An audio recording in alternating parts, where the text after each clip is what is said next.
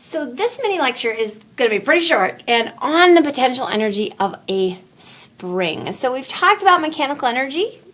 Mostly we focused on gravitational potential energy, so the energy of an object based purely on its position, and kinetic energy, which is the energy of the object based on its motion. So let's back up to that potential energy.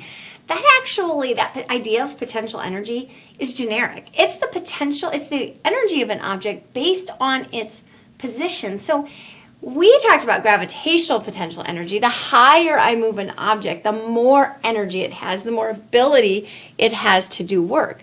But there's other positional dependencies, other abilities to do work with different situations, one of which is a spring.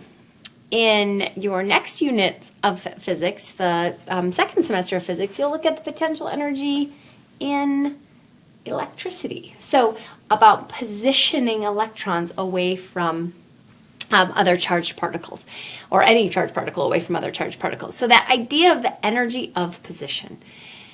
So how does it look in a spring? Well, it looks very similar to the forces idea of a spring. And when we talked about energy, energy is the ability to do work, and work is applying a force through a distance. So that shouldn't surprise us very much. So let's look at a spring system. So here we have a spring, and it just has a mass attached to the end. And this is its natural state. So it's happy there. It's that equilibrium state. So we'll call that its natural state, position 0. So this is our position 0. Now, if I compress the spring, so I move the mass in that direction, squishing the spring, what does the spring want to do? Well, we know that there's a force being exerted. That force in the opposite direction of my change in position. So just as a reminder of Hooke's law, we know that force is equal to minus the spring constant. The stiffer the spring, the bigger the force, or the looser the spring, the smaller the force, times the change in position. Well, that compression gives that spring the ability to do work, and in a very similar way. So if I increase the spring constant of a spring, I can do more work. I can get more force. If I can get more force, I can do more work.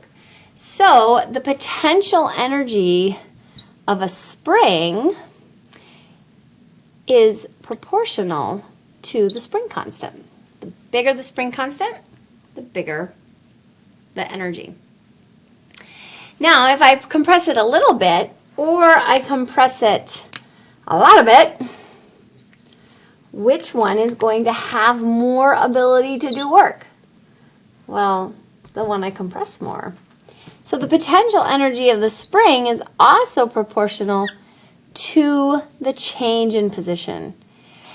And like kinetic energy, it's really affected by this. Huge effects. Little bit changes in compression, or in the second example, extension, big changes in the potential energy. So it's actually proportional to the change in position squared. And what that leads to is something that's going to look very similar to our kinetic energy relationship, which is 1/2 k delta x squared.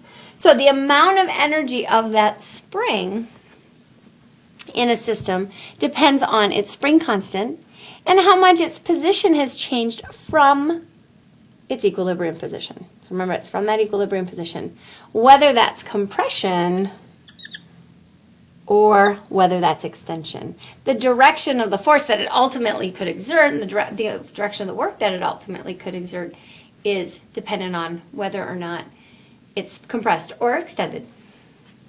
But in terms of the amount of energy that that spring has, is related to both that spring constant and more affected by the change in position. So that is the potential energy of a spring. Now, when we look at total energy of a system, and we're talking about mechanical energy, we're going to need to add that one in.